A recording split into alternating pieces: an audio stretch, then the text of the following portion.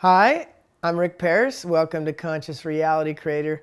This week we are answering a question about healing that someone sent in, Ray, and she wanted to be at greater impact with her father's healing. He's got lung cancer and a brain tumor, and she wanted help with that.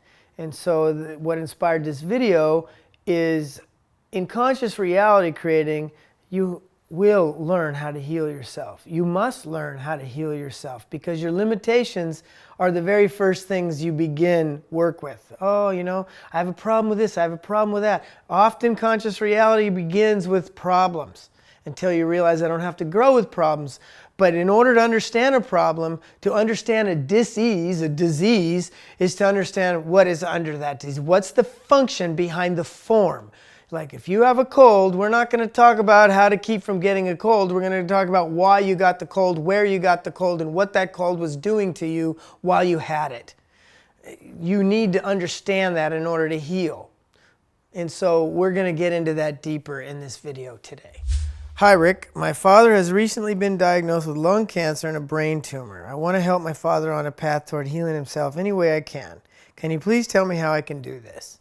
Of course, this is a difficult question to ask without more information, but I can offer a lot of insight on this because every physical disease, and of course the word really does mean a dis-ease. You're out of ease, you're out of harmony when you have a sickness or an illness.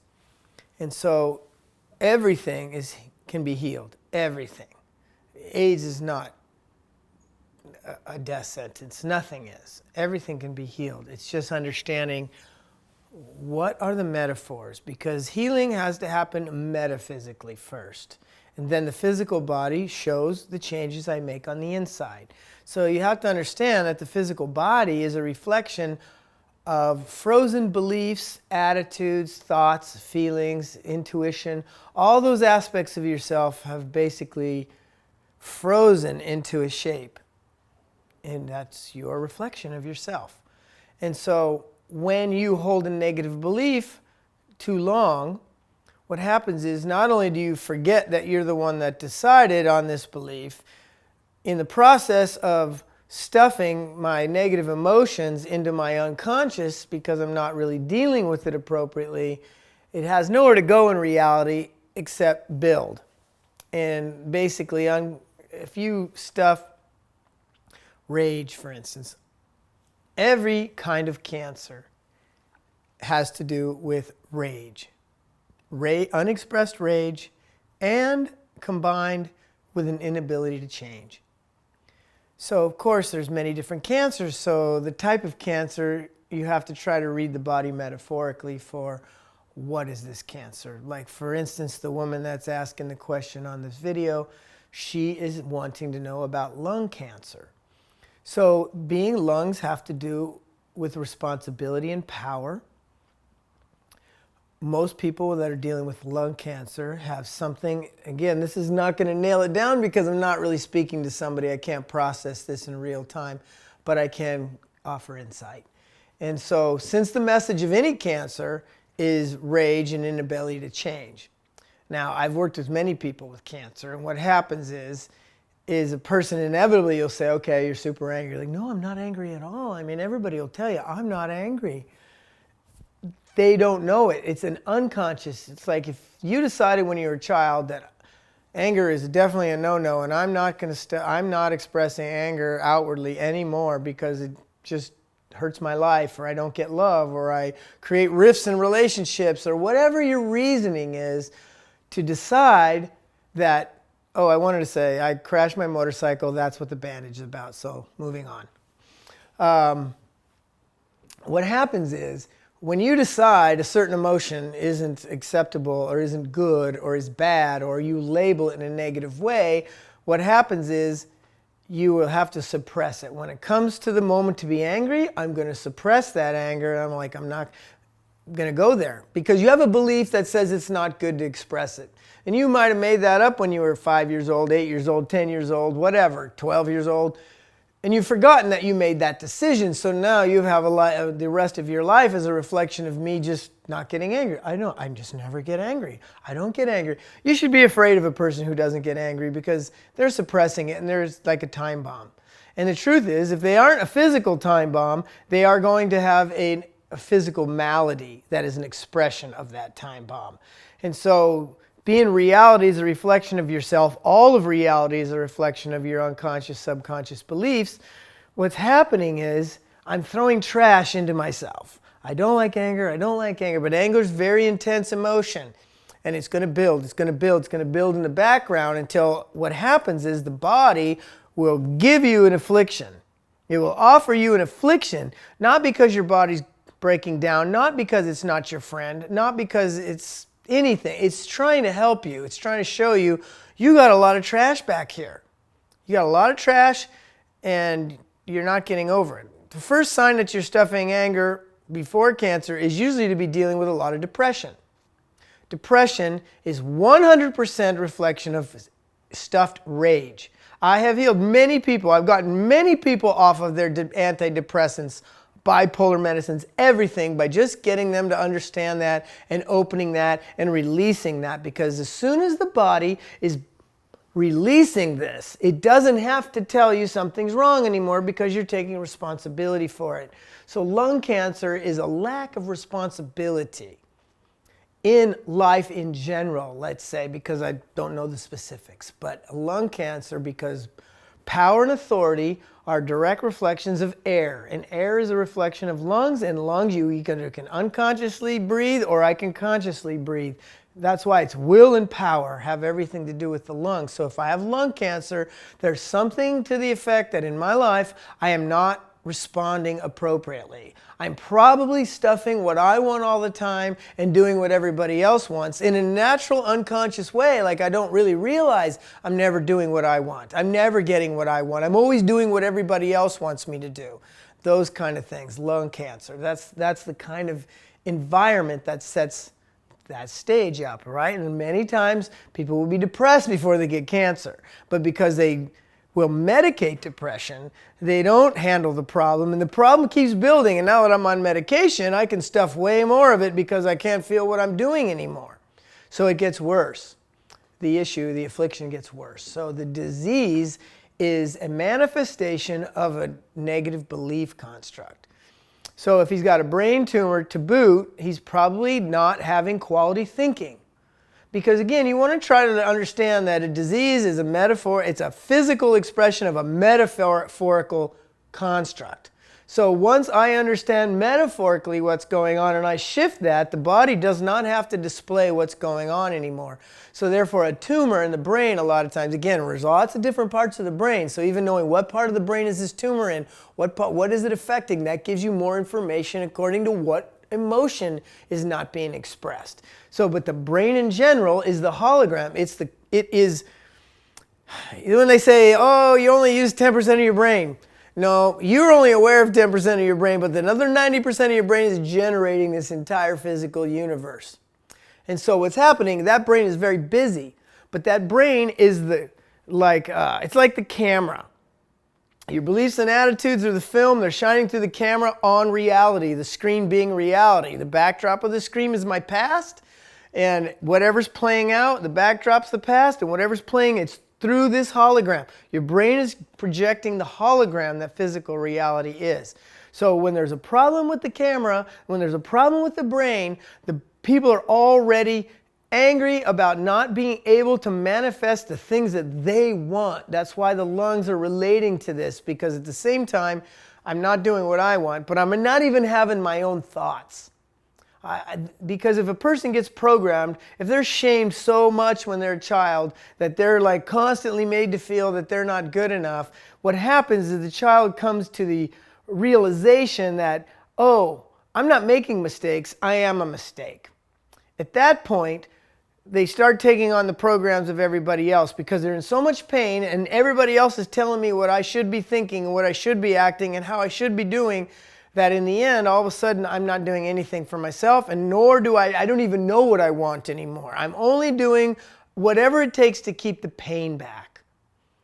And so your father is not responding appropriately. Responsibility is not a duty and obligation. It's the ability to respond. And if my lungs are giving me a problem, even like, does he have cancer in both lungs? If he had cancer in only one side, that would tell me something. Which lung is it? You keep asking questions to define the emotionality underneath. So if without talking to the person, I can only be very general. But the lungs and the brain, right, they're connected. I mean, the brain can't even survive without oxygen very long. So the brain and the lungs are very much connected with responsibility. So being my brain is already giving me a problem, my lungs are giving me a problem, that means for a very long time I've been suffering. I've been suffering with the way that I think, which isn't probably my way to think. And I've been struggling with the way that I respond, which is probably not the way I would want to respond. For instance, like maybe he has a serious Catholic upbringing. And in that religion, you're giving up much of your preferences. In Catholicism, you give up your preferences because if I give up my preferences and I give them to somebody else and make their life better, I'm going to be rewarded for that stuff. No, you just end up with a life with nothing that you want. And of course, after a while, it's so painful not to have your preferences, you stop having preferences. You just say, well, screw it, I'm not going to have any preferences. I'll just be happy and just try to be happy with what I got. You know, I mean, that person doesn't have a leg. I'm just happy to have 2 legs. I should be happy that I have 2 eyes and 2 ears that are working. I should just be happy with that. Not really worry about everything else that I want. Right? Those are all that kind of stuff. And so that stuff is very disempowering to an individual because the individual, once they adopt that persona, they cannot function. And so there's a separation. So yourself is behind a shield, and that shield is my beliefs that somebody else gave me. And the reason I'm protecting myself back there is to make sure I don't get hit. So I'll just do everything that my mom and dad says. I'll just do everything that they say, and my life should come out beautiful. Well, as a child, that works. It might even work for a little while as an adolescent, but it will ruin you as an adult. And so when the physical body is actually manifesting a disease, a negative belief, you have been doing that for a very long time. And so you also ask, how can I heal him? You cannot heal your father. All you can do, now with that said, all you can do is be a vehicle for him. Because you see, you and your father are separate. You're watching a person have cancer and a brain tumor. And this person raised you. So that person probably took the very same beliefs that person's not enjoying living, and you're living them. And so that's your lesson. So if you don't come up with where am I not being responsible? Where am I not thinking for myself? Where am I not responding to my desires, to my preferences, to my needs and wants? If I'm responding to everyone else's and you find yourself doing that, you may very well have the same program as your father. So the way to heal your father is for you to recognize that. Like when you finally get into your own shame and you heal your shame, you're healing all the generations. Because it isn't until a generation decides that I'm going to heal my shame that it stops, because shame is generational. One generation passes it on to the next. So being he's your father, and you seem to be very, rightly so, but very affected by this, but you're also saying, I want to heal my father. Something's going on in that. When you say that, even in the video, your energy is like, I want to heal my father. It's like, I want to do everything I can. Why? Do you have a good relationship with your father? Or do you just really want to heal your father? Maybe underneath it, you just really, on some level, wish he wasn't here anymore. That's why I asked the question, do you really want your father here? Now, of course, you don't have to answer that to me on camera or to anybody else, but you have to honestly think it, because if there's a part of you that just wants to be done, and look, everybody wants to be done with their parents at one time or another because the adolescent's desperately trying to separate from them. There's a great peace that comes when your parents die in your life, because you finally lose that, I don't have to be anybody I'm not anymore. I don't have to play the game anymore because these people aren't in my life anymore. I finally am free. Many people will say, I felt so free after my parents died. Oh, I was upset, and it was heartbreaking, and I wish they were still. But there's a part of me that felt good. I felt open. I felt free, like to be myself finally, that they were not looking and watching me. So you have to look at that too, because you're creating the reality. Not only did my father have disease, my father could die. So you've got to recognize that. So if you want to heal your father, you have to get in there and go, do you want your father here? If you do, then you have to say, okay, where do I need to take a greater responsibility? What do I do that's just like my dad? What are things that were just alike? Because those are adaptations. It's not DNA. You're not just like your dad because you're part of his seed and that's the way it works. No, you take these things on out of a choice.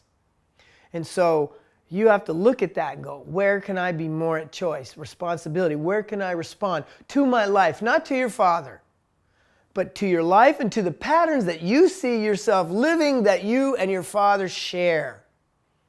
That's the way that you're going to be able to heal your father, because if you can start healing that, there's a good chance that your father won't have to show you in your life that you're about to lose your father. Right? So the healing doesn't come for, I want to heal my father. It comes for, I want to heal what I'm learning from what my father's going through. How does that impact me? Who do I have to become that I'm okay with my father dying this way? Or you have to be okay with it. You can't be scared and freaking out about it, because there's going to be a bunch of reasons you're scared and freaking out. And if you don't take those out and eliminate those, you're going to be trying to heal them at the same time as you're scared to death. You're not a very good healer at that point. So the healing is going to come from you and the way that you interact with your father. And you go through your process of healing those things. Like, what am I doing, thinking every day? What thoughts am I having and where are they coming from? Because oftentimes you'll find out, why do I think that all the time? Yeah, that's the question I would ask you. Why do you think that all the time? You have to start recognizing that, understanding, acknowledging, where's that? God, I have this thought all the time. I don't even know why I have it all the time. Actually, my dad thinks that way, and I adopted that. And so it could very well be a painful thinking, a painful thought, a painful way to think that you're actually living with too, right? So you guys are resonating together. If you unplug, your dad doesn't have to show that in you, and he can be more free to heal. And you also have to understand, does your dad even want to be here anymore? Is he willing to go through what it takes? Because he hasn't been willing to go through what it takes so far. And again, these are unconscious constructs. So he can say, I'm not angry. That's what everybody says at first when it's an unconscious experience. Of course you can say, well, I really don't feel like that. Like people with bad knees, I'm always dealing with people with rage. Rage is about in control. A different kind of rage. Rage and control is around the knees. I have so much control that my knees are... This is where all the flexibility in life is in your knees. So when you're mad and you're angry, you're going to have knee problems. Blowing knees out in sports, knee problem, that's another form of rage. And so when you start processing that rage, your knees just get better on their own. You don't have to do anything. And of course, I know there's a lot of people out there that maybe this is the first time they're hearing something like this, but anybody who's a seasoned healer knows you have to get to the function in order for the form to change. If you go to the chiropractor, right? I go and I feel great for 2 weeks and then I got to go back. I feel great and I go. The reason you go back is because you haven't unlocked the belief construct. The chiropractor puts you back and your body feels good being back. But the thing is that belief construct, if I don't uncover it, boom, I get my backs back out and I got to go again. That's what needs to be resolved. Of course, the chiropractors, most of them don't even know that. So they're happy to adjust you twice a month and get their $120 every month. But they're not there to actually heal you. They're out of there to adjust you. So your body feels what it's like to get back. So while you're back, you try to heal it. But when you back goes boom, when it goes back out, you have to back up and go, what was I just thinking and feeling that I'm not conscious of prior to my back going out? And that's what I teach people. Okay, what time did your back go? Oh, it was like 3 o'clock yesterday. I was lifting something I shouldn't have lifted. That's not the problem. What was I thinking and feeling right before my back went out? Was I being a martyr? Was I in self-pity? Was I doing something I didn't want? Was I thinking thoughts I don't even like to think, but they're just keep going in my head? It's like, it's a very complex thing, but it's not complicated. And so that's the best I think I can offer you on this one. So I hope that helps you. Just remember, your father has an issue and you see his issue in your framework. When I change my framework, his framing is going to change. Where he's living is going to change. Now, I might change all kinds of things about myself in pursuit of healing my father. You may become a much more healthy person in pursuit of that, and he may still die. He may not want to be here anymore. You don't even know that right now, and he won't know it either. So it's be unconscious, but if you keep changing and you keep finding parts of yourself to make an adjustment and his he doesn't change, you're still going to be better off no matter what for yourself continuing forward. So Ray, I want you to know I'm very sorry that this is going on in your life. And I hope what I'm saying is helpful. I know that it's helpful. It just depends on how you take it in. It's awful to lose a parent. And on the high side, it's going to be a freeing thing to move yourself through. You have an opportunity now to grow. And this issue is prompting you. You asked the question on this channel. You sent in a video. You're on this. So this has motivated you. You can catapult yourself into a much better place if you just keep following through. See what it takes to heal.